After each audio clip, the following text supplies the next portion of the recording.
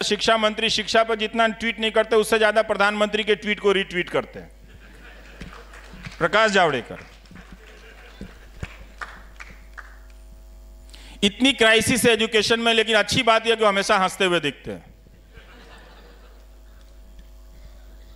5 साल में आपने कभी उनका सीरियस प्रेस कॉन्फ्रेंस देखा, सुना आपने एजुकेशन पे? नहीं।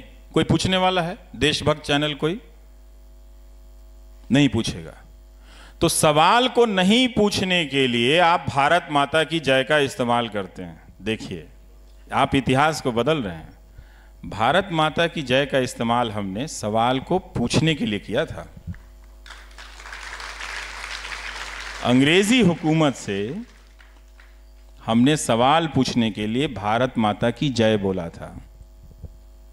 अब ये न्यूज़ चैनल आप सवाल ना पूछें, इसलिए वो आपके बीच में आके कहता बोलो भारत माता की जय। अरे भाई, हम बोलते ही हैं, तुम डराते क्यों हमको? तो ये एक मीडिया का जो एक पैटर्न है, बहुत सारी चीज़ें खराब हो रही हैं। इसके बीच जो चीज़ें बन रही हैं, मैं देखना चाहूँगा कि क्या जो मेन स्ट्रीम मीडिया का जो रीच आउट है, जो उसकी पहुँच है, उसको कोई मैच कर रहा है। कोई वायर मैच कर रहा है, या कोई स्क्रोल मैच कर रहा है, कोई न्यूज़ लॉन्ड्री मैच कर रहा है, कोई ध्रुव राठी मैच कर रहा है, बहुत सारे, कोई अभिसार शर्मा, कोई आरफा मैच कर रही हैं।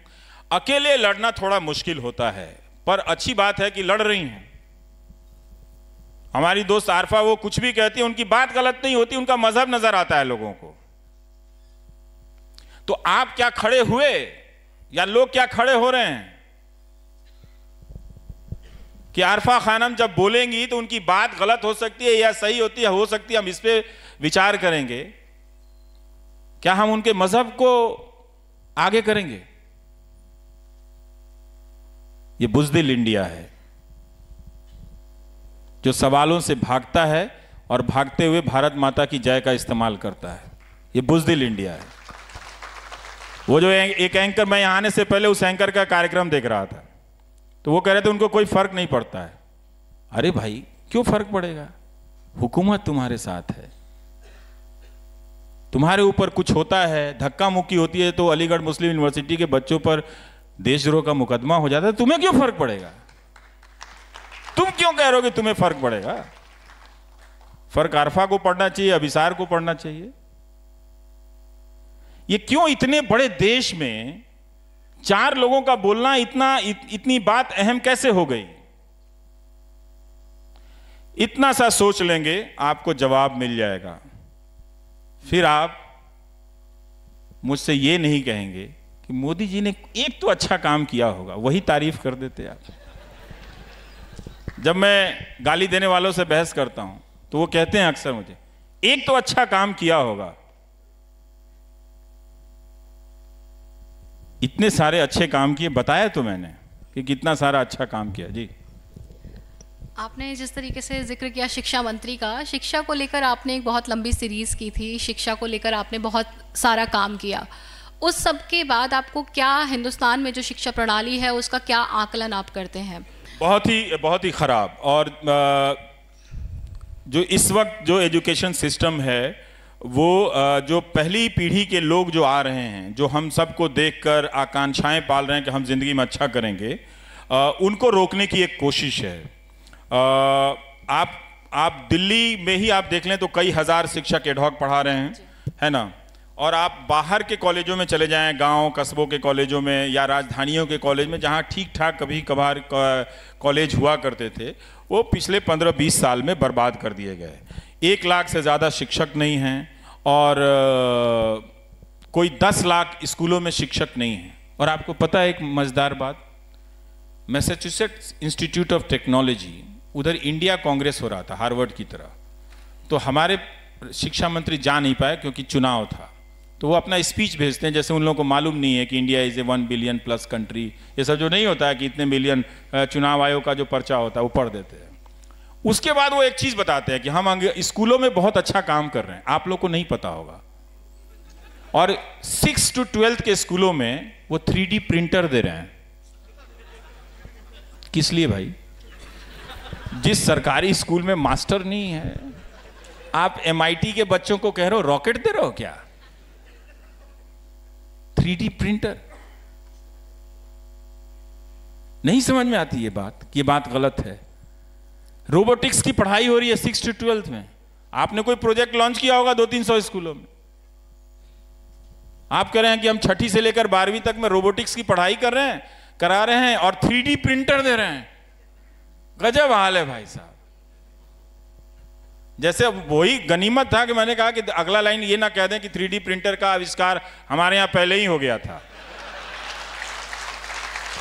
वो नहीं कहा तो मुझे लगा कि हाँ ये शिक्षा मंत्री हैं। जब दावा उन्होंने नहीं किया कि 3D प्रिंटर का आविष्कार हमने प्लास्टिक सर्जरी से पहले किया था, तब लगा कि हाँ वो शिक्षा मंत्री हैं। बहुत ही बुरा हाल है। अब मुझे दुख होता है कि इसका सबसे बड़ा सफरर कौन है? स्टूडेंट्स हैं।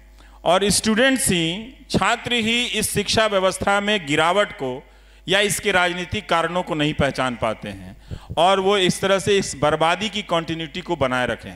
मैं खुद जानता हूं कि बिहार में ऐसे लाखों छात्र, मैं हैरान हूं कि वो फंस गए हैं।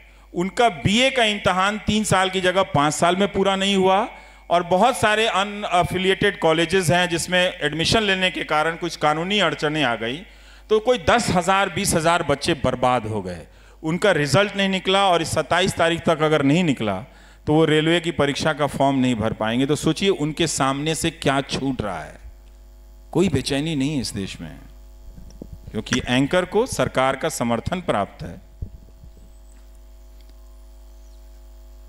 और वो 4 लोगों को बुलाकर हिंदुस्तान के लोगों में नेशनल और एंटी नेशनल का खांचा बनाने में व्यस्त है। ये आपका मीडिया है।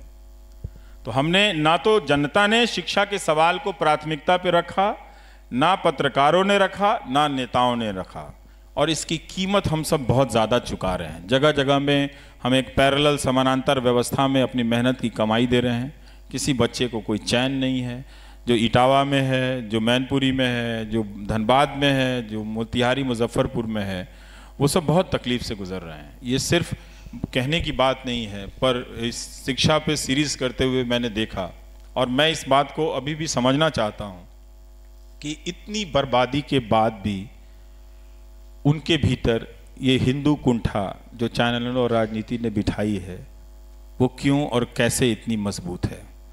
मेरा अपना शक है कि आज भी उनसे कहा जाए कि तुम अपनी बर्बादी को रहने दो, इस हिंदू कुंठा को चुन लो, तो शायद वो चुन सकते हैं। पर उन्होंने मुझसे वादा किया है कि अब वो इस राजनीति को समझ गए हैं। अब वो एजुकेशन के सवाल को प्राथमिकता देंगे अपने कोई भी दल को वोट करते हुए। देखता हूँ 2 महीने में पता चल जाएगा। आपने बताया स्कूलों में मास्टर नहीं है, यूनिवर्सिटीज़ में एडहॉक टीचर्स हैं, पर पुलिस की मौजूदगी हर कैंपस में है। हाँ, तो इस देश में राय दी गई कि तोप लगा दो यूनिवर्सिटी में और तिरंगा लगा दो तो देशभक्ति आ जाएगी। अब भाई तिरंगा आप अपने यहाँ लगा के तब भी तो आप इतना रिश्वतबाजी के इतने सारे मामले आ जाते हैं। चुनाव आयुक्त कह गए, जो रिटायर होकर गए, कि काला धन खत्म नहीं हुआ। सारा काला धन का कारोबार यही लोग कर रहे हैं। नहीं तो इनकी रैलियों में बरसाती नहीं होता, इनकी रैलियों में। और कितनी महंगी रैलियां हो रही हैं, कभी जाकर आप देखिए तो उन मंचों की सजावट देखिए।